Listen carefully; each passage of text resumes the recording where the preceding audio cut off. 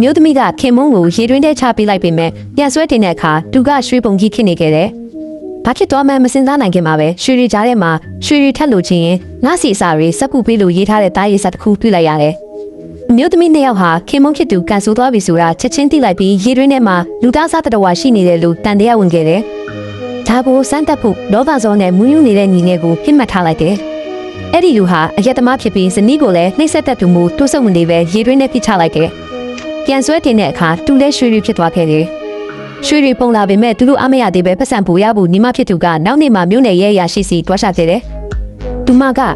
ထောင်ထဲကအလောင်းတွေကိုဝဲချင်းတယ်လို့ပြောခဲ့တယ်။ရဲရာရှိကနောက်နေတယ်လို့ထင်နေတော့မှပဲမျိုးသမီးကရွှေအိတ်တဲ့အိတ်ကမ်းပေးလိုက်တယ်။ငွေမက်တဲ့ရဲရာရှိဟာချက်ချင်းသဘောတူပြီးအဲ့ဒီနေ့လယ်မှာပဲအလောင်းတွေကိုပူပေးခဲ့တယ်။ရဲရာရှိကအလောင်းတွေကိုဘာလို့ဖို့လဲလို့ဆက်စုပေမဲ့ညီမတွေကပါဆက်သိပ်ပြီးခု့အလုပ်ကိုလုပ်ဖို့ပြောလိုက်တယ်။ရွှေရီထက်ရဖို့မျှော်လင့်ချက်နဲ့ရဲရာရှိဟာနေ့တိုင်းအလောင်းတွေလိုက်ရှာရင်ပိုယူတွလာပြီးအဖြစ်မဲ့သူတွေကိုတောင်ပြစ်ဆက်ခဲ့တယ်။ဒါပေမဲ့ဒါကထောင်ရမဖြစ်နိုင်တာကြောင့်တညမှာရဲရာရှိကအိမ်ထဲခိုးဝင်ပြီးရွှေဖူးကိုပူစားတာကိုနှိမ့်သွားခဲ့တယ်။ရွှေအားလုံးကိုတယောက်တည်းပိုင်ဆိုင်ဖို့ရဲရာရှိကသူတို့ကိုအပြီးတိုင်နှုတ်ပိတ်ကိုဆုံးဖြတ်လိုက်တယ်။